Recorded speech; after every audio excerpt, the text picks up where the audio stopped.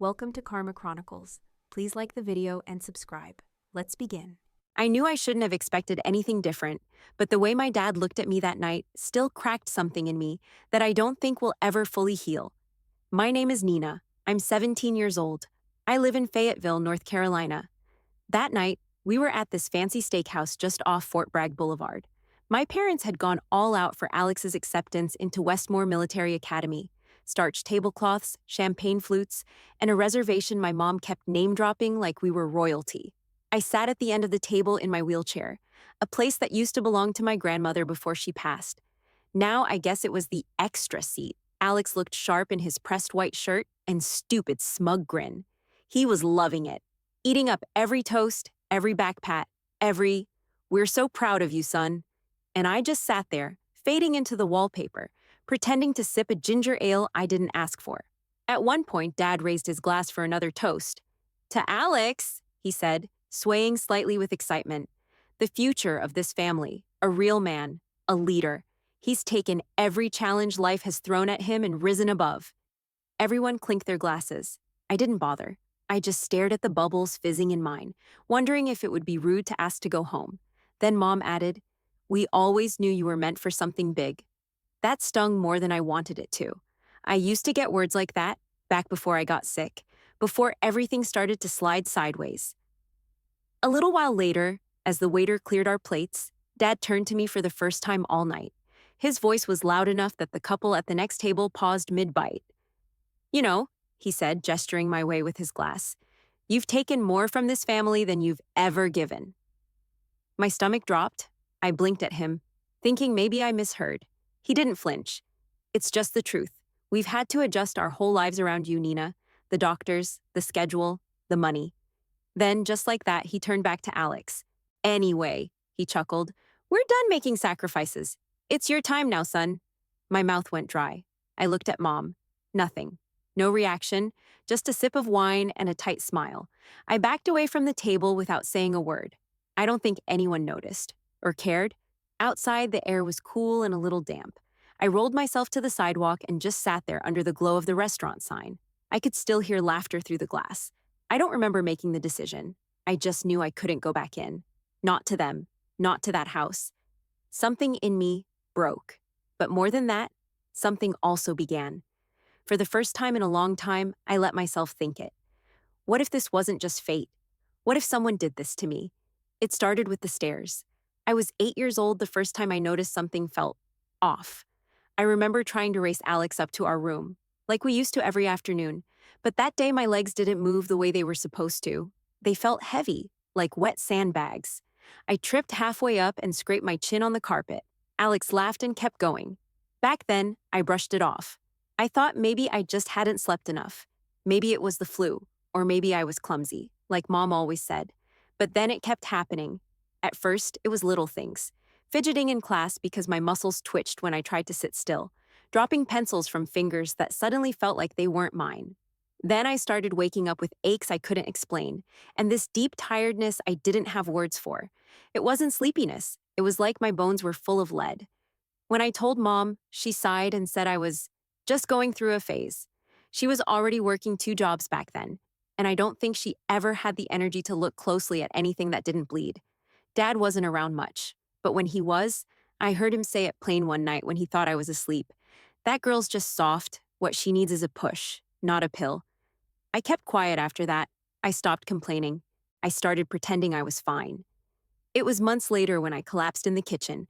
I was trying to get the juice out of the fridge, and the next thing I remember is waking up flat on the tile with my mouth full of blood and the glass shattered all around me. My mom screamed. My dad didn't say anything at first. He just stared. They finally took me to a doctor. Then another. Then another. I remember the cold hospital rooms and wires taped to my chest, the smell of antiseptic and metal. I remember being poked and scanned and asked the same questions over and over. When did this start? Does it hurt all the time? Do you feel safe at home?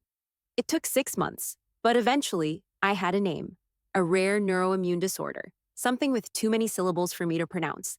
They said it was most likely triggered by exposure to a synthetic compound or hormone, maybe even something I ingested, but nobody looked into it further. the doctors just handed over a thick packet of instructions and sent us home. After that, it was like I disappeared. At first, my parents hovered. They bought me ergonomic utensils and got me a scooter for school. But over time, their concern turned into something colder, like resentment. I overheard Mom once on the phone telling her sister, "I didn't sign up for this." Dad just stopped coming to my appointments altogether. And Alex, he became the star. He started running track, got straight A's, and filled every conversation at the dinner table. Our living room became a shrine to his achievements. Trophies on the shelf, certificates framed on the wall. I wasn't jealous, not at first. But slowly, as my world shrank to quiet rooms and pill bottles, and his kept getting bigger, it started to eat at me. I stopped showing them when I cried.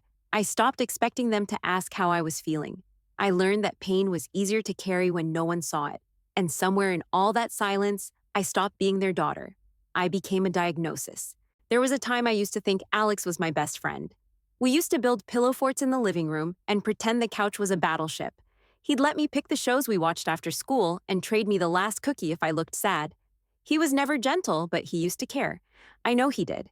That version of Alex disappeared somewhere between his 12th birthday and my diagnosis. It happened gradually. I don't even think he realized it. At first, it was small stuff. He'd stop waiting for me to catch up when we walked together. Then he started closing his door more often, turning up his music louder. By the time he got his learner's permit, I was just another obstacle to step around on the way to wherever he was going. Meanwhile, my parents poured everything into him. His face was everywhere in our house. School portraits in gold-trimmed frames, framed certificates lined across the hallway, trophies on the mantle, next to old baby pictures they hadn't updated of me since I was 10. He played varsity soccer, made honor roll, volunteered once a month at some military history museum, and suddenly he could do no wrong. They celebrated everything. He got a B+ in pre-calculus once, and they took him out to dinner. When I turned 15, my birthday passed without a card. At Christmas, he got a brand new smartwatch and a monogrammed gym bag. I got a throw blanket that still had the clearance tag tucked in the seam. I told myself it didn't matter, that I didn't need the attention, but the truth was, it burned, especially when Alex started to treat me like something broken that made too much noise. The worst part? He stopped even trying to hide it. One afternoon, I overheard him talking to a girl on speakerphone while I was rolling past his room. "She sucks the life out of everyone," he said, like he was talking about a broken appliance. "Can't she just try harder?" Try harder, as if I hadn't spent every ounce of energy trying to keep up. As if I didn't already live with the guilt of being the weak link in a family obsessed with performance. I remember sitting in my room afterward, staring at the same four walls, thinking how strange it felt to miss someone who lived 15 feet away. At dinner, he barely looked at me. When he did, his tone was clipped, careful, like he was afraid being too nice might cost him something. Pass the salt was about the extent of our conversations. Sometimes I'd test him. Say something about a show we used to love. He'd just nod and check his phone. It was like I had become a reminder of something he wanted to forget, something inconvenient, something embarrassing. He wasn't cruel, not really, not in the way that leaves bruises, but he didn't have to be. He just stopped seeing me.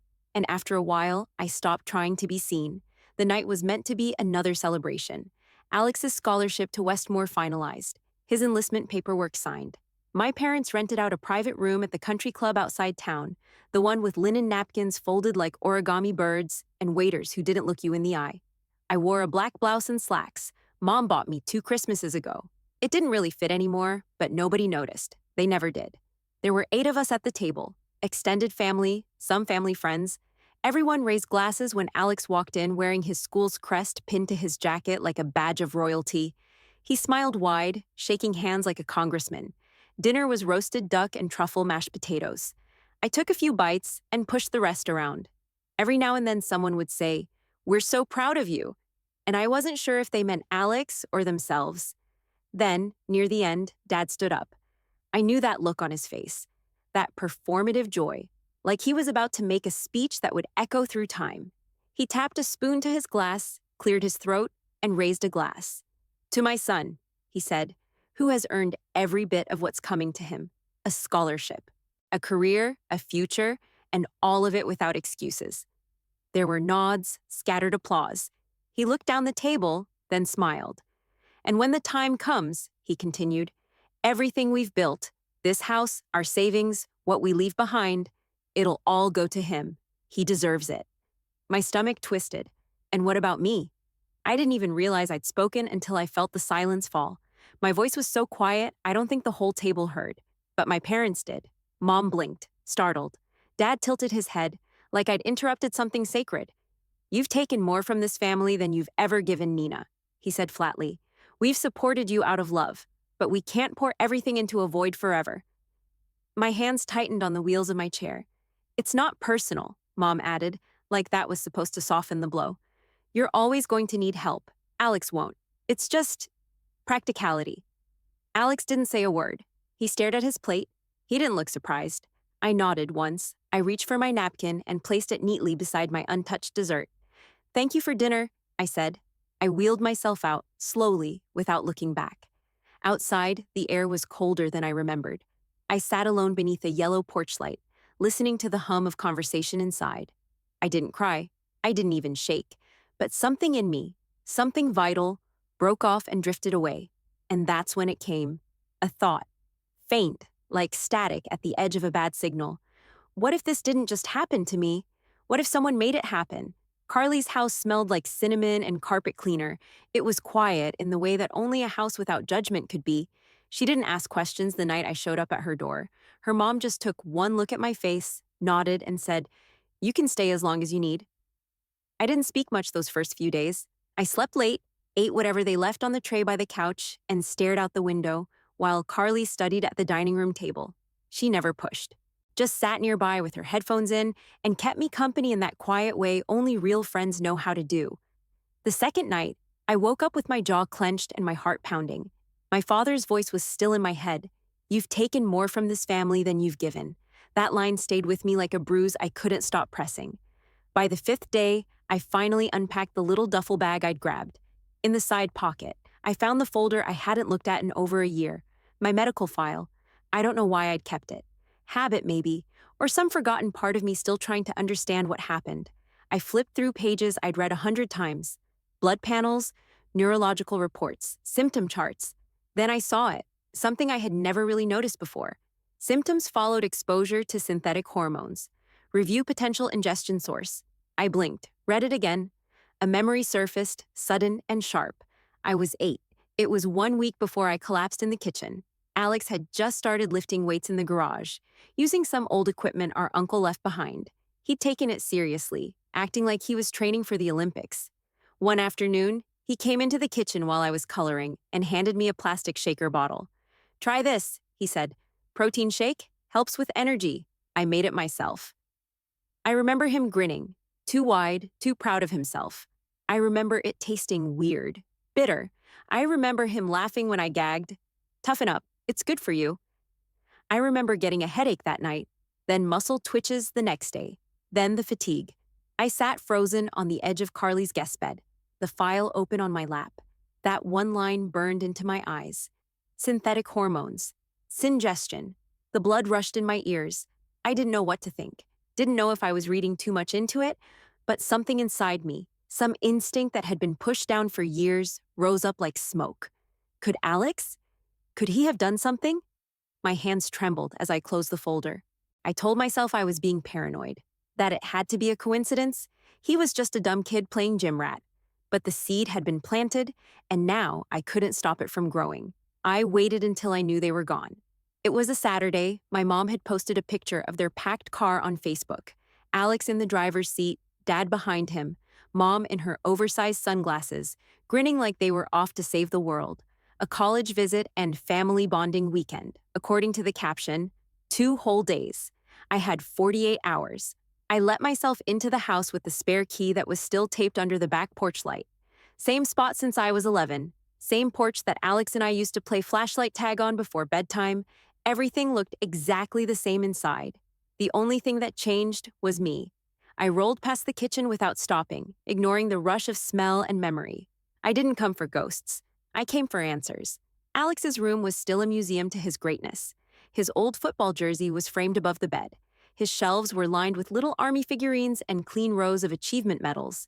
It looked staged, like a catalog page for successful American boy. I started with the desk.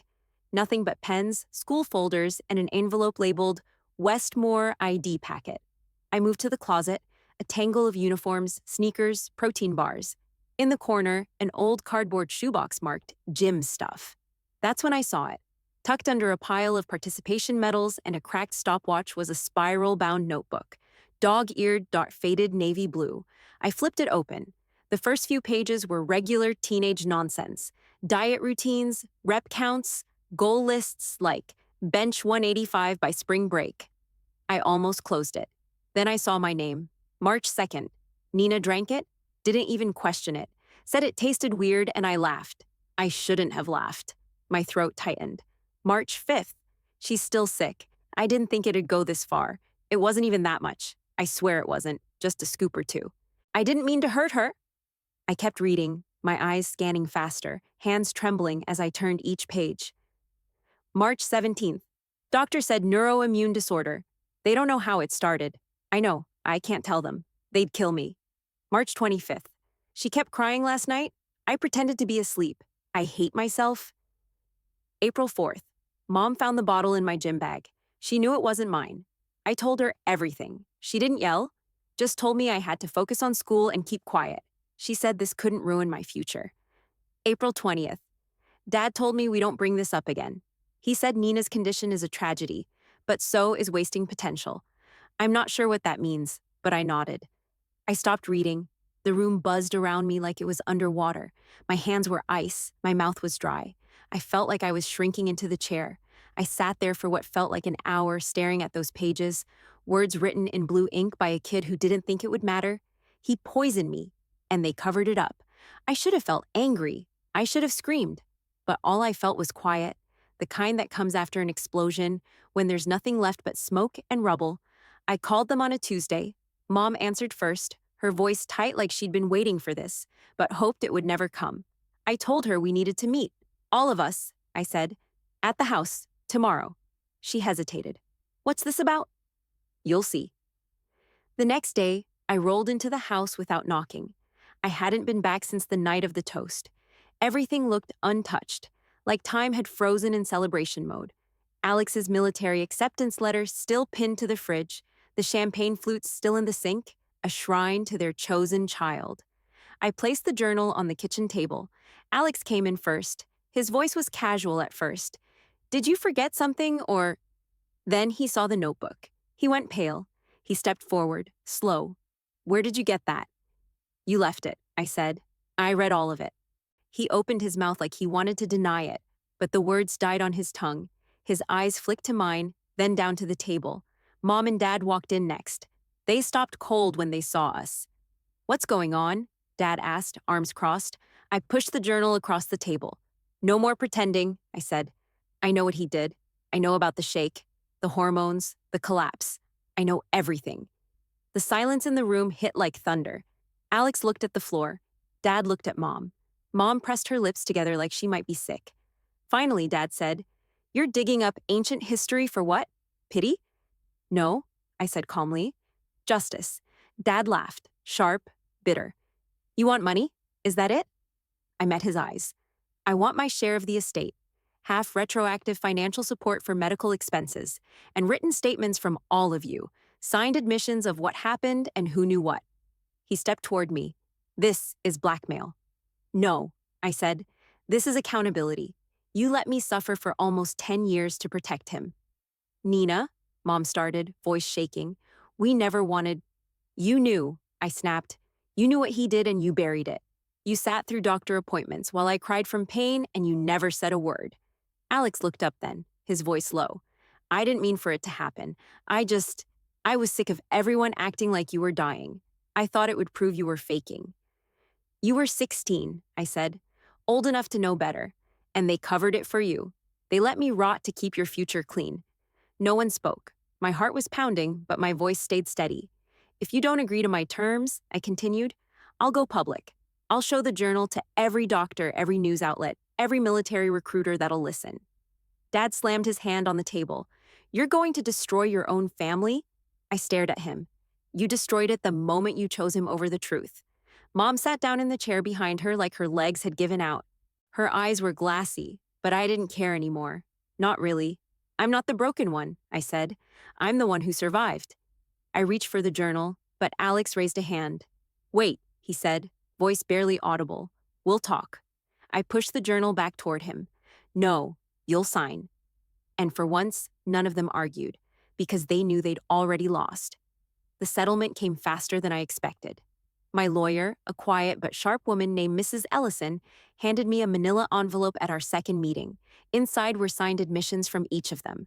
My father's signature stiff and angry, my mother's messy like she couldn't hold the pen steady, and Alex's in small, careful handwriting. His note was the only one that came with a message. I never meant for it to go this far. I'm sorry. For everything. Alex. I felt nothing reading it. No rage, no relief, just space. A clearing where everything else used to hurt. I got my half of the estate, back pay for 10 years of medical bills, a formal letter from their lawyers stating they would make no further claim to my financial support or guardianship. For the first time in my life, I was free. I signed the lease on a one-bedroom apartment 10 minutes from my clinic. It was small but bright. White walls, high windows, and a view of the pharmacy across the street. I painted one wall yellow. Carly helped. We didn't talk much while we worked. We didn't have to. I kept Alex's journal locked in a safe under my bed. Not because I needed proof anymore, but because it reminded me how easy it is for silence to become cruelty. How apologies aren't always enough. I didn't speak to any of them again. There were no calls, no last attempts at reconciliation. That part of the story was over.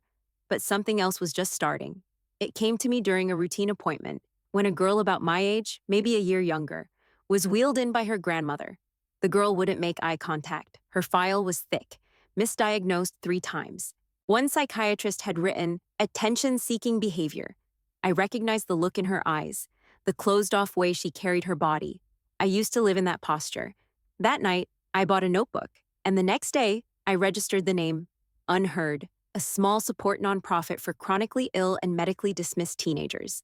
Nothing flashy, just a website, a P.O. box, a mission. I started with 2 Zoom support groups a month and an Instagram page where I posted quotes from girls like us, girls who'd been overlooked, dismissed, misjudged. Then the first donation came in.